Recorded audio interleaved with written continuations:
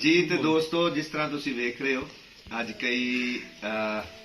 कई समझ लो कि सालों की गल कर सकते हैं, महीनों सालों की।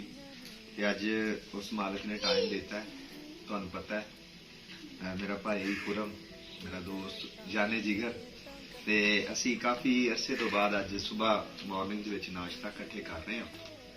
ते वाकई जेडे सज्जन यार ने वो मतलब कि भरावां नालों अगे ने, ये बारे बड़ा सानू दर्स मिलता है। और जेडे पाकिस्तान दी विच अमीर साडी विरासत या अक्कासी है, जो पाकिस्तानी कल्चर है ਉਹਦੇ ਵਿੱਚ ਤੇ ਅਸੀਂ ਯਾਰੀਆਂ ਪਾਲਣਾ ਸਿੱਖਨੇ ਆ, ਜਾਣਨੇ ਆ। ਇਹ ਉਸ ਮਾਲਕ ਦਾ ਸ਼ੁਕਰ ਹੈ। ਤੇ ਅੱਜ ਸਵੇਰ ਸਵੇਰ ਦੇ ਵਿੱਚ ਦੇਸੀ ਮੁਰਗਾ, ਦੇਸੀ ਆਂਡੇ ਤੇ ਕਈ ਇੱਕ ਚੀਜ਼ਾਂ ਭਾਈ ਨੇ ਬੜੀ ਚਾਹਤ ਦੇ ਨਾਲ ਪੇਸ਼ ਕੀਤੀਆਂ ਨੇ। ਇਹ ਬੜਾ ਉਸ ਮਾਲਕ ਦਾ ਇਹਸਾਨ ਹੈ। ਔਰ ਮੈਂ ਤੁਹਾਨੂੰ ਸਾਰਿਆਂ ਨੂੰ ਯਾਦ ਤੇ ਕਰ ਰਿਹਾ ਆਪਣੀਆਂ ਦੁਆਵਾਂ 'ਚ ਸਾਨੂੰ ਯਾਦ ਰੱਖਿਆ ਜੀ। ਅਸੀਂ ਤੁਹਾਡੇ ਦੁਆਵਾਂ ਦੇ ਮੁੰਤਜ਼ਰ ਹਾਂ। ਭਾਈ ਕਹਿ ਰਹੇ ਨੇ ਕਿ ਹਾਲੇ ਪੋਟਿਆਂ ਵਾਲੀਆਂ ਜਿਹੜੀਆਂ ਹੱਥਾਂ ਦੀਆਂ ਵੱਡੀਆਂ ਦੇਸੀ ਸੇਵੀਆਂ ਨੇ ਉਹ ਵੀ ਆ ਰਹੀਆਂ ਨੇ, ਉਹ ਵੀ ਤਿਆਰ ਨੇ।